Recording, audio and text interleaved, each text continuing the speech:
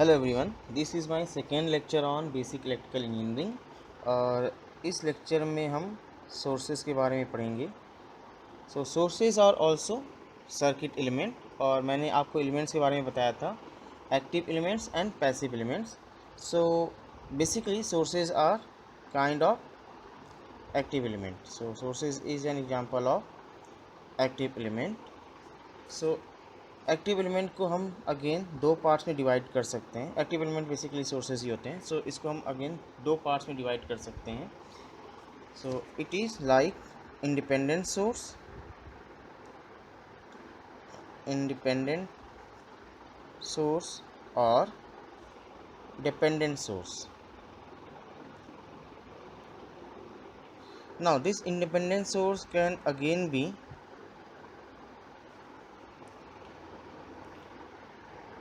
ideal source or practical source. And here in ideal source and practical source we have voltage source and current source. In practical also we have voltage source and current source. And in this dependent source we can have voltage controlled voltage source, voltage controlled current source, current controlled voltage source, or current controlled current source. Okay, and this voltage controlled voltage source can also be written like voltage dependent voltage source. This voltage controlled voltage source can be written like voltage dependent current source. This current controlled voltage source can be written like current dependent voltage source, and this current controlled current source can be termed also as current dependent current source. So now we will see all these sources one by one. तो हम एक एक करके इन सारी sources को देखते हैं।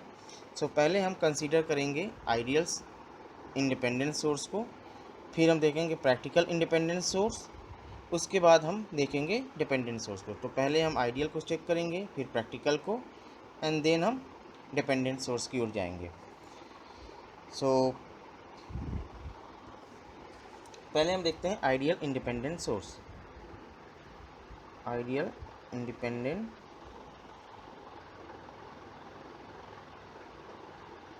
Source, ideal independent source. ये जो आइडियल इंडिपेंडेंट सोर्स होते हैं, इसमें वोल्टेज सोर्स भी हो सकता है और करंट सोर्स भी हो सकता है। कोई भी आइडियल इंडिपेंडेंट सोर्स होगा तो इसकी दो क्वालिटीज़ होंगी, इनमें दो प्रॉपर्टीज़ होनी चाहिए। पहली प्रॉपर्टी है this may vary with time, this may vary with time, जैसा कि आप एसी सोर्सेज में देखते हो, ठीक है, लाइक दिस।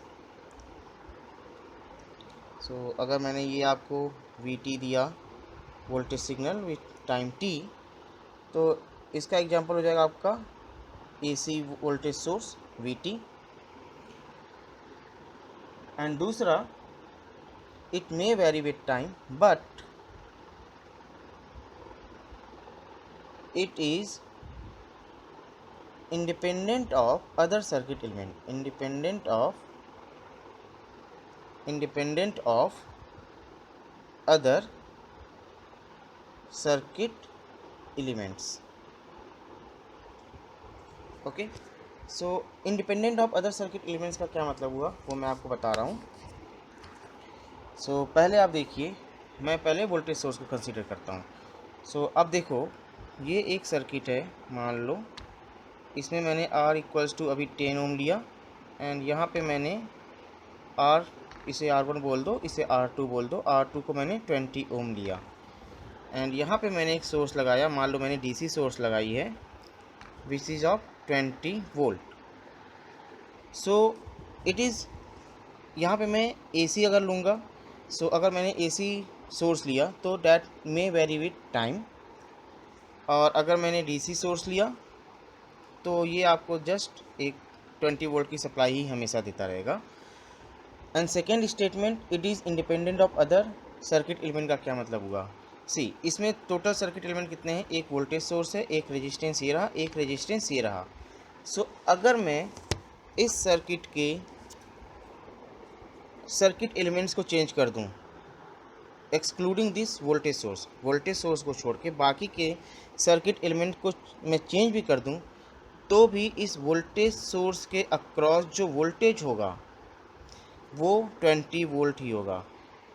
जैसे कि अभी मैंने R1 की वैल्यू 10 ओम रखी है, तो भी इस 20 वोल्ट के वोल्टेज सोर्स से मेरे को 20 वोल्ट ही मिलेगा। अब मैं अगर इस R1 को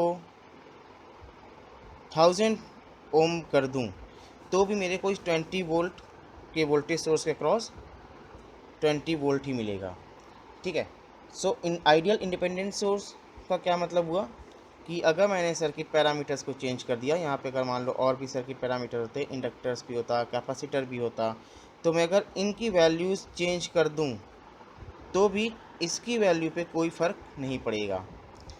ये होता है आपका आइडियल इंडिपेंडेंट सोर्स। तो अब मैं अगर वोल्टेज सोर्स की बात करूं, तो वोल्टेज सोर्स का काम क्या है? आइडियल वोल्टेज सोर्स का काम क्या है कि ये अपने दोनों टर्मिनल्स के अक्रॉस वही वोल्टेज देगा जो कि इसकी रेटिंग है। ओके। और अगर मैं डीसी सोर्स की बात करूं, तो अपने दोनों टर्मिनल्स के अक्रॉस ये बैटरी एक फिक्स वोल्टेज देगा irrespective of other circuit element. So इससे आप कोई भी करंट फ्लो करवाओ, यहाँ से मान लो आपका करंट आई फ्लो किया और मैंने एक सर्किट ले लिया, कॉम्प्लेक्स सर्किट, इस तरीके की सर्किट ली, तो इस बैटरी के थ्रू या इस वोल्टेज सोर्स के थ्रू, मान लो ये ए है नोड, ये पॉइंट बी है, तो इस बैटरी से जो भी करंट फ्लो कर जाए, इस बैटरी के अक्रॉस वोल्टेज डिफरेंस या पोटेंशियल डिफरेंस V वोल्ट ही होगा। तो ये आपका आइडियल इंडिपेंडेंट वोल्टेज सोर्स हो गया।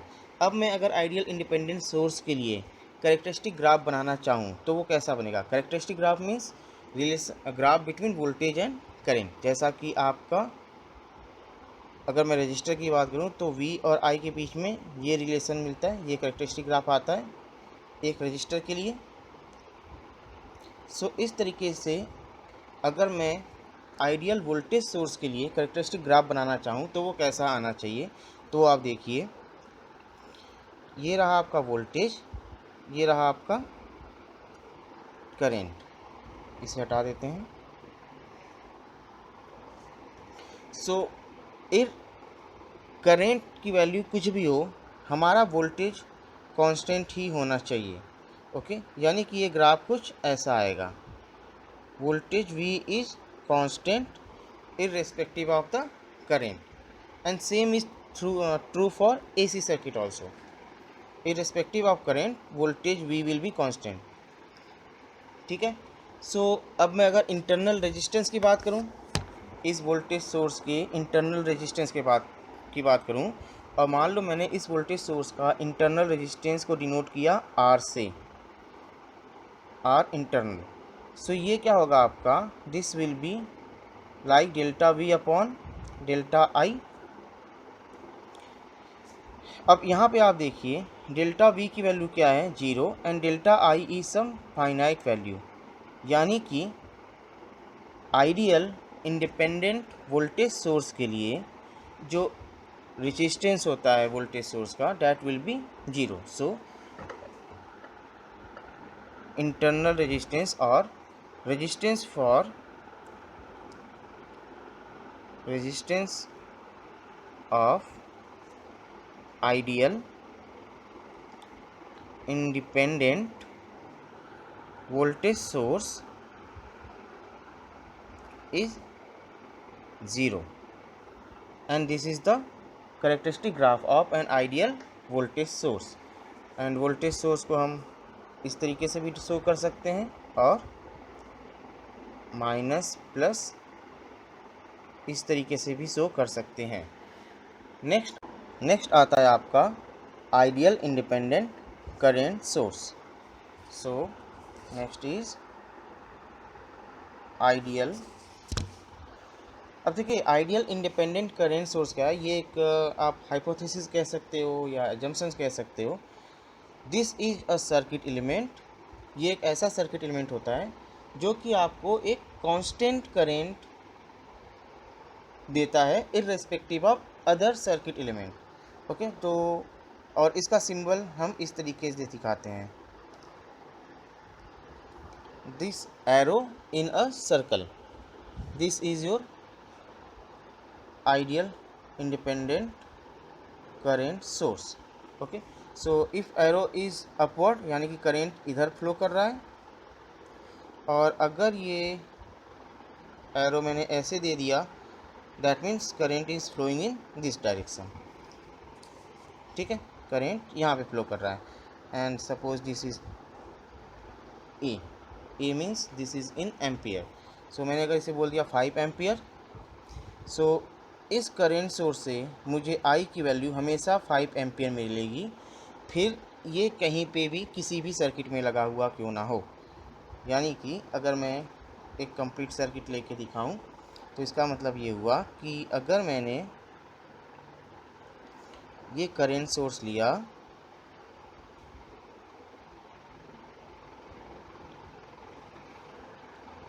और यहाँ पे मैंने दो रेजिस्टेंस लगा दिए, मान लो ये 5 ओम है और ये भी 5 ओम ही है फॉर सिंप्लिसिटी, एंड मेरा ये करंट सोर्स 10 एम्पियर का है। तो अगर यहाँ पे 5 एम्पियर है, तो इस 10 एम्पियर के करंट सोर्स से यहाँ से जो करंट जाएगा वो 10 एम्पियर ही होगा, और ये आपस में फिर जब इस रेजिस्टेंस में डिवाइड होंगे तो इधर और इधर, क्योंकि रेजिस्टेंस इक्वल है तो करंट इक्वली डिवाइड होगा, यानी कि 5 एम्पियर इधर जाएगा और 5 एम्पियर इधर जाएगा। अब अगर मैंने इस 5 ओम रेजिस्टेंस को चेंज कर दिया, इसे मैंने कर दिया 50 ओम, चलो 500 ओम कर दिया, इसे भी मैंने 500 ओम कर दिया, सेम वैल्यूज़ रख रहा हूँ फॉर द सिंप्लिसिटी। सो मैंने अगर रेजिस्टेंस चेंज भी कर दिया तब भी यहाँ से जो करंट फ्लो करेगा वो 10 एम्पियर ही होगा, वो 10 एम्पियर ही होगा। ठीक है, और क्योंकि यहाँ से 10 एम्पियर जा रहा है तो यहाँ से 5 एम्पियर ही जाएगा। अब अगर मैंने इसे मान लो 500 ओम ही रखा है, बट इस वाले को मैं चेंज करके कुछ 1000 ओम कर दूँ, तो यहाँ से अब भी 10 एम्पियर ही जाएगा, करेंट अब भी 10 एम्पियर जाएगा, बट अब यहाँ पे और यहाँ पे करेंट की वैल्यू चेंज हो जाएगी।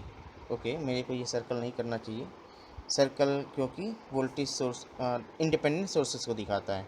सो यहाँ से और यहाँ से अब जो करंट जाएंगी वो मान लो I1 हुई और ये I2 हुआ, सो I1 plus I2 will be 10 ampere. But the thing is that मैं कोई भी सर्किट एलिमेंट यहाँ पे लूँ, इसके अक्रॉस वोल्टेज चेंज हो सकता है। पहले केस में मान लो V1 वोल्ट आया था जब मैंने 5 ओम लिया, फिर मैंने 500 ओम लिया, तो इस करंट सोर्स के क्रॉस वोल्टेज आया मान लो V2 वोल्ट।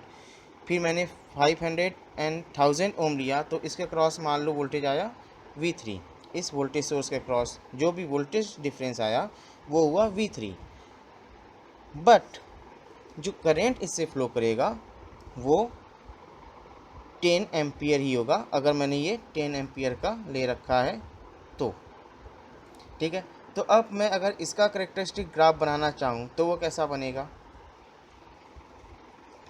यानी कि इसमें हमें करेंट को कांस्टेंट रखना है। ओके, सो करेंट को कांस्टेंट रखना है तो आप करोगे क्या, ये रहा आपका V और ये रहा आपका I, और मेरे को करेंट को कांस्टेंट रखना है, यानी कि एक वर्टिकल लाइन बनेगा मेरा। So this is the graph, ये स्ट्रेट लाइन है which is parallel to this V। This will be characteristic graph for independent ideal current source. Okay, so R internal for current source क्या हो जाएगा, delta V upon delta I and change in voltage यहाँ पे क्या है, change in voltage कुछ finite है, मान लिया मैंने डेल्टा वी, यहाँ पे कुछ और वोल्ट है, यहाँ पे कुछ और वोल्ट्स हैं, यहाँ पे कुछ और वोल्ट है, but what is change in current, so ideally there is no change in current, so it is zero, so ये कितना आ जाएगा आपका infinite. So R internal of ideal current source is infinity. But मैंने जैसा आपको बताया था प्रैक्टिकल लाइफ में आइडियल चीज़ें एग्जिस्ट नहीं करती, तो मेरे पास जो प्रैक्टिकल वोल्टेज सोर्स है या जो प्रैक्टिकल करेंट सोर्स है उसमें कुछ ना कुछ डेविएशन आता है आइडियल के कंपैरिजन में. तो वो डेविएशन देखो कैसे होता है. मैं अगर आइडियल वोल्टेज सोर्स की बात करूँ तो आइडियल वोल्टेज सोर्स आपका इस तरीके से होगा, V volt. Okay, so this is your ideal. और अगर मैं प्रैक्टिकल की बात करूँ तो प्रैक्टिकल वोल्टेज सोर्स आप नोट कर सकते हो, practical voltage source is combination of ideal voltage source, या आप कह लो कि practical voltage source is a combination of ideal voltage source in series with a finite internal resistance.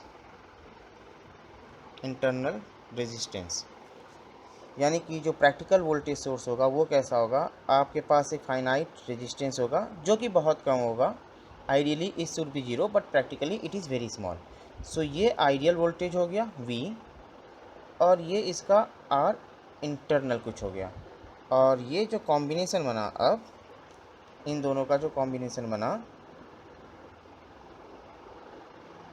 ये हो गया आपका V प्रैक्टिकल कह सकते हैं हम इसे, या फिर प्रैक्टिकल वोल्टेज सोर्स.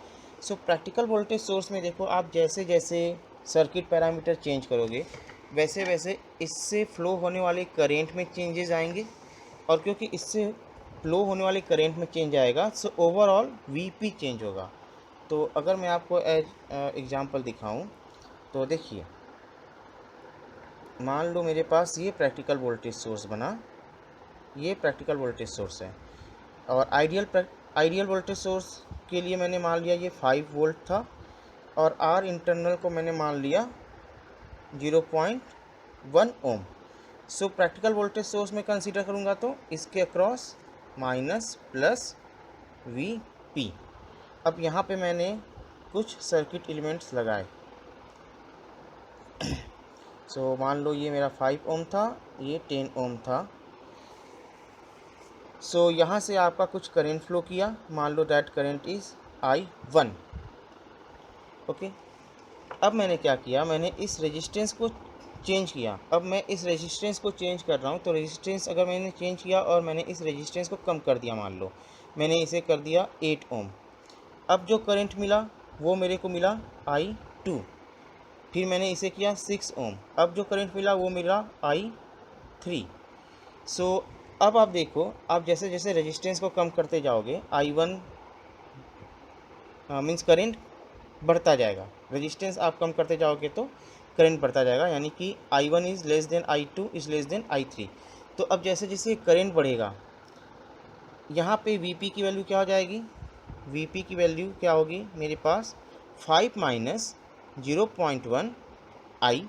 तो आप जैसे जैसे करंट बढ़ाओगे वैसे वैसे Vp की वैल्यू कम होती जाएगी. यानी इसका जो करेक्टरिस्टिक ग्राफ बनेगा वो कुछ इस तरीके से होगा.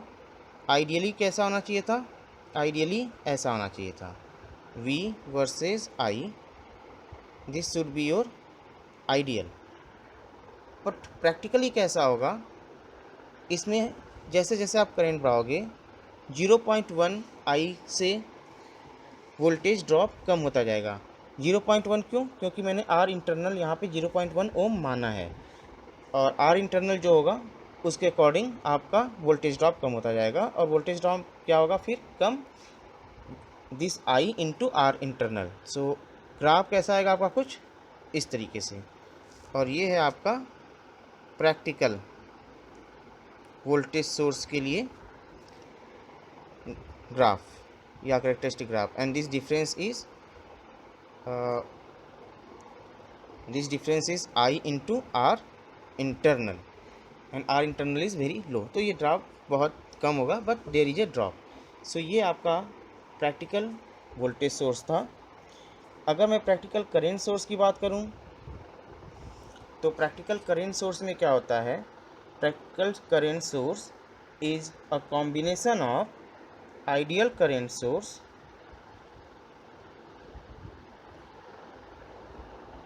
in parallel with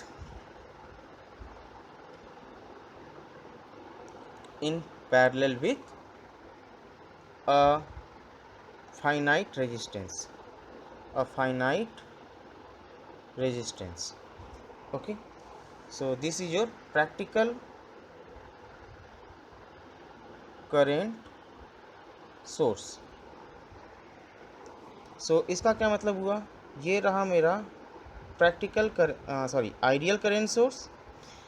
इस आइडियल करेंट सोर्स आई के साथ मैंने एक रेजिस्टेंस लगा दिया आर इंटरनल, और यहाँ पे R internal is very high. Current source के साथ जो पैरेलल में रेजिस्टेंस होता है या internal resistance of practical current source is very high. Ideally ये जीरो होना चाहिए बट प्रैक्टिकली ये बहुत ज़्यादा होता है। ओके, और ये जो कॉम्बिनेशन है, ये दोनों कॉम्बिनेशन, और यहाँ से करेंट फ्लो कर गया आपका आई। ठीक है, तो आई पी, ये कॉम्बिनेशन आपका प्रैक्टिकल करेंट सोर्स हो गया। ठीक है, ये आपका प्रैक्टिकल करेंट सोर्स हो गया। तो इसमें देखो क्या होगा, अगर मैंने इस पूरे कॉम्बिनेशन को किसी सर्किट में लिया है तो उसमें होगा क्या, ये रहा मेरा आइडियल करेंट सोर्स आई, जिसको कि मैंने लगा दिया एक very high resistance R in के साथ, और बाकी यहाँ पे हमारे पास कुछ सर्किट एलिमेंट्स हैं। मान लो एक रेजिस्टेंस यहाँ पे ऐसे लगा हुआ है, और यहाँ से जो करंट जाएगा that is your I P. तो अब आप देखो, जैसे जैसे यहाँ से जो करंट जाएगा वो आई पी होगा। तो अब जैसे जैसे आप इसके क्रॉस वोल्टेज बढ़ाओगे यहाँ पे, सो इस केस में देखो आप, जैसे जैसे इस करंट सोर्स के अक्रॉस वोल्टेज बढ़ाओगे, मान लो मैंने यहाँ पे माइनस प्लस कुछ वी रखा, ठीक है, तो आप जैसे जैसे वोल्टेज बढ़ाओगे इस रेजिस्टेंस के अक्रॉस भी सेम वोल्टेज आएगा, और वो वोल्टेज क्या हो जाएगा आपका आर इन इंटू कुछ करंट इसमें जा रहा होगा, यहाँ से करंट आई आया, इधर करंट आई पी गया, यानी कुछ करंट इसमें भी डिवाइड हो रहा होगा, यहाँ पे जा रहा होगा, इसे मैंने बोल दिया मान लो आर आई नॉट। तो I R in into I naught, ये आपका वी हो जाएगा। अब आप जैसे जैसे वोल्टेज बढ़ाते जाओगे, आर इन तो आपका फिक्स है, आई नॉट बढ़ता जाएगा, और अकॉर्डिंग टू केसीएल आपको पता है sum of current at a point is sum of current entering at a point is zero, यानी जितना करेंट एंटर करेगा किसी पॉइंट पे उतना ही करेंट बाहर भी जाना चाहिए। तो अगर मेरा आई नॉट बढ़ रहा है, आई फिक्स है, तो आई पी की वैल्यू धीमे धीमे कम होने लगेगी। ठीक है ना, तो I is what, I naught plus I P, I is fixed क्योंकि ये कांस्टेंट करंट सोर्स है।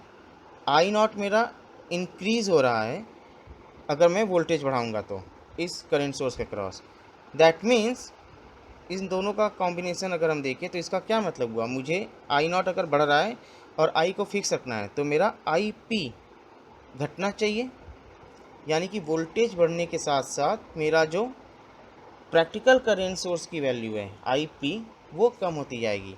तो अगर मैं इसका ग्राफ बनाऊं तो इसका ग्राफ कैसा आएगा, देखो आप, इसका ग्राफ कुछ ऐसा आएगा। ये मान लीजिए आपने वोल्टेज वी लिया या आपने करंट आई लिया, आइडियली आपको कैसा मिलना चाहिए था ग्राफ, ऐसा, बट प्रैक्टिकली क्या होगा, जैसे जैसे आप वोल्टेज बढ़ाओगे करेंट कम होता जाएगा, यानी कि ग्राफ कुछ ऐसा आएगा, ये स्ट्रेट लाइन जैसा ही होगा इस तरीके से। तो ये हो गया आपका graph for practical current source, और ये रेड वाला किस लिए है? रेड वाला है हमारा आइडियल करेंट सोर्स। सो इस पे हम एक दो न्यूमेरिकल देख लेते हैं, करेंट सोर्स के प्रॉब्लम्स को कैसे सॉल्व करना होता है। तो मान लो मैंने आपको ये करेंट सोर्स दिया और यहाँ पे हमारे पास ये रेजिस्टेंस है। मान लो मैंने ये आपको 10 एम्पियर का करेंट सोर्स दिया और this is 5 ohm, this is 10 ohm and this is also 10 ohm. So find current I, find current I. तो मैं इसको क्या कर सकता हूँ, दिस सर्किट, यहाँ से अब देखिए ये 10 एम्पियर करंट है, यानी कि यहाँ पे जो भी करंट आएगा यहाँ से यहाँ तक, यहाँ पे आपको 10 एम्पियर का करंट मिल गया और ये 10 एम्पियर इधर और इधर डिवाइड हो रहा है और ये दोनों रेजिस्टेंस क्योंकि बराबर हैं तो करंट इक्वली डिवाइड होगा दोनों में। सो आई की वैल्यू कितनी आ जाएगी? 5 ओम। और सो this is all about your ideal and practical independent sources. And current source पे और भी प्रॉब्लम्स होंगे आगे, current source end voltage source दोनों पे ही। और अगर आपको कोई भी डाउट हो आज इन लेक्चर्स में तो आप मैसेज कर सकते हैं। नेक्स्ट क्लास में हम डिपेंडेंट सोर्स के बारे में देखेंगे। Thank you.